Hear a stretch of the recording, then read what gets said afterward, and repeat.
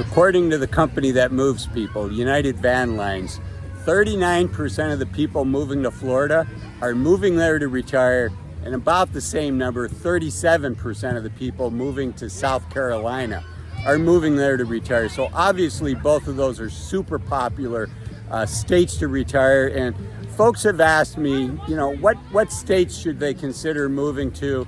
I did a video on 55 plus communities, both the pros and the cons. It's one of my most popular videos. So today I'm going to talk to you about some of the shocking facts about Florida.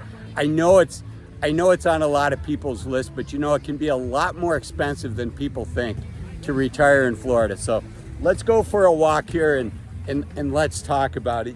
One of the big challenges with Florida, the weather's great. There's a lot of other seniors there. The state constitution prohibits income tax, which is great. Obviously with that, they don't tax your pension, they don't tax your IRA distributions. So there's a lot to like about Florida, and a lot of people are moving down there. But I want to make sure to put some things on your radar screen, right? I'm not a real estate agent, but really the purpose of this channel is to put things on your radar screen that you can think about and you can research.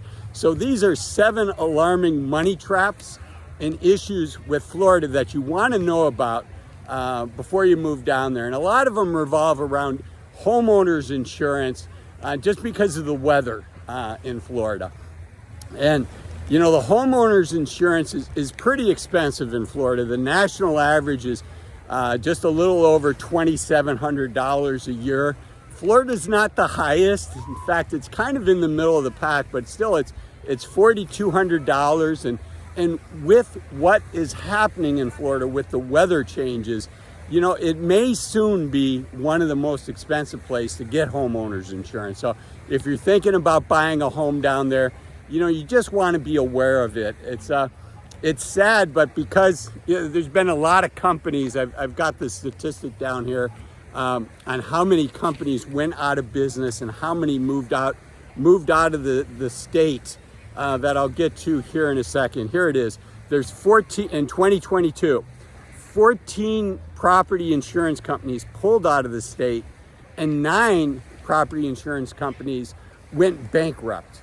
And because of that, the state supplied property insurance company, the state-run property insurance company, it was really designed to be an insurance company of last resort, but it's grown to be, really the majority of the new property insurance policies are put out by the state just because the cost have skyrocketed. For instance, I've heard, as I did research for this video, if you have a house, actually let's turn around and go the other way. If you have a house that has a roof that's over 10 years old, and I just sold my house recently, and the roof was 25 years old, and I live in a place that has long, hard winters, and it was still doing well. But apparently in Florida, if your roof's over 10 years old, a lot of property insurance companies won't even renew your policy. So not only is there the cost of the insurance, but you also have to look at what's required. Apparently having a relatively new roof is required.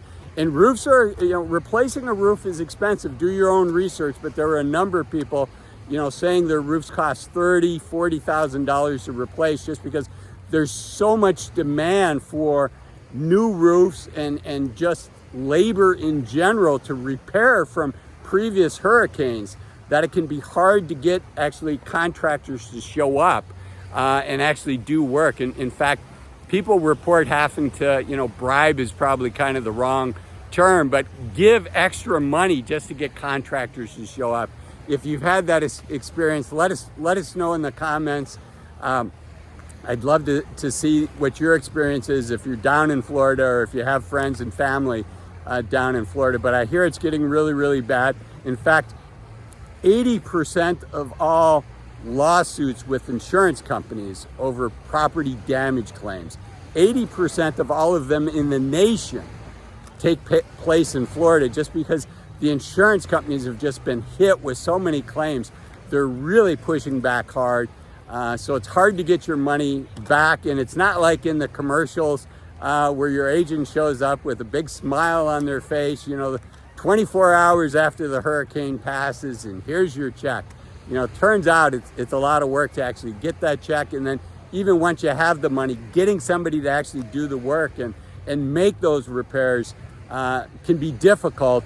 Again, you know, people are paying extra cash, let's call them incentives instead of bribes, to get workers to come and actually do the repair work.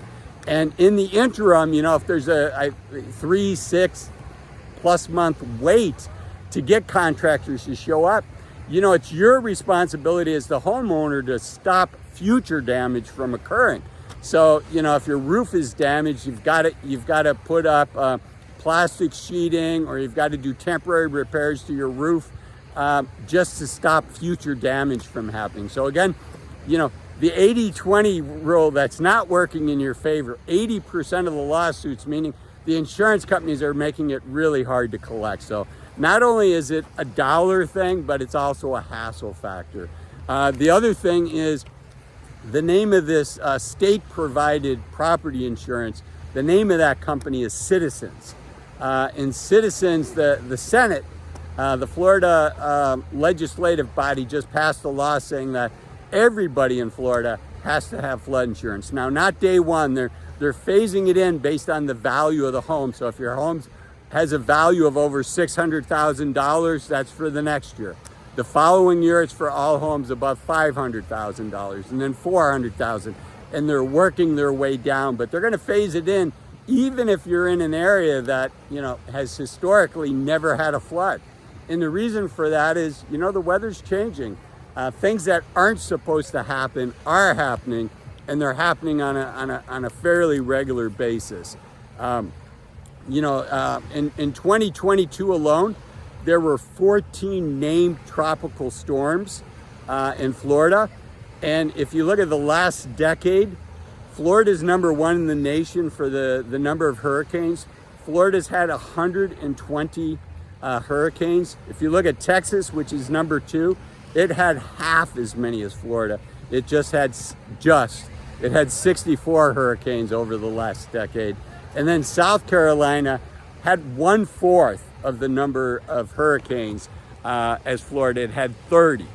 And, you know, so I started off with this survey by United Van Lines talking about how 39% of all people moving to Florida are moving there to retire, and 37% of all people moving to South Carolina are moving there to retire. So, you know, I think, you know, I'm not at the age where I'm looking for a place to retire yet, but if I was, and having grown up in Cleveland, outside of Cleveland, Ohio, Florida was a really popular retirement destination. Now, the world was a very different place when I was a kid, and my parents, frankly, were looking for where they wanted to retire.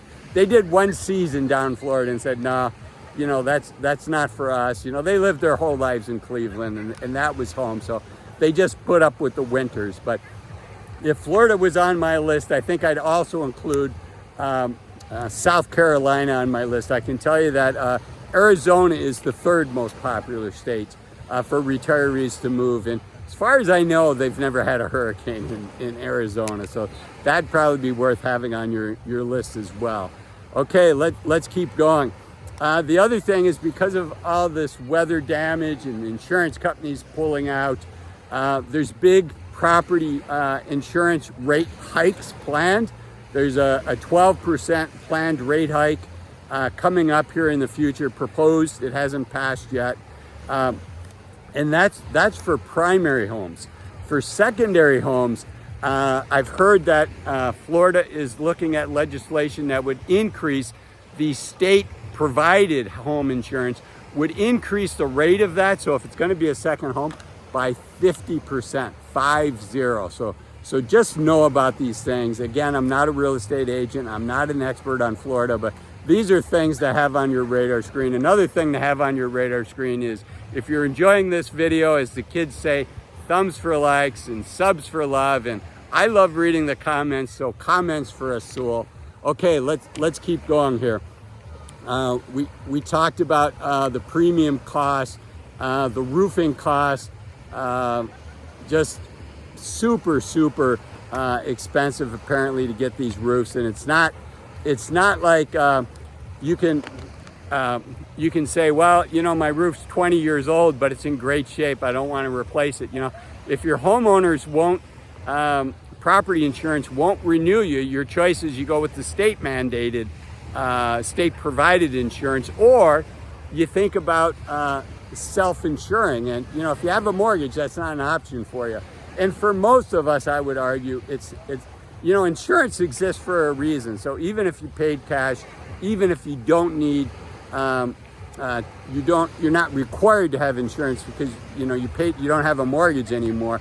Boy, that's a big risk to take. You know, you're on the hook for the entire value of your home. You're on the hook for the cost. Let's say your house gets destroyed. You still got come out of pocket money to demolish it, and then are you going to rebuild it or not rebuild it? So, you know, just lots of headaches there.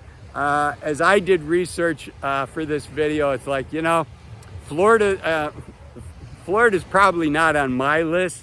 South Carolina, maybe, who knows, and then Arizona. So just some things to think about. Again, if you like this video, I know you're gonna like this video here. It's one of my most popular. Talks about, this one up here talks about average income in retirement. And this video down here that talks about 5 reasons to retire as soon as you can. Thanks for watching. Bye-bye.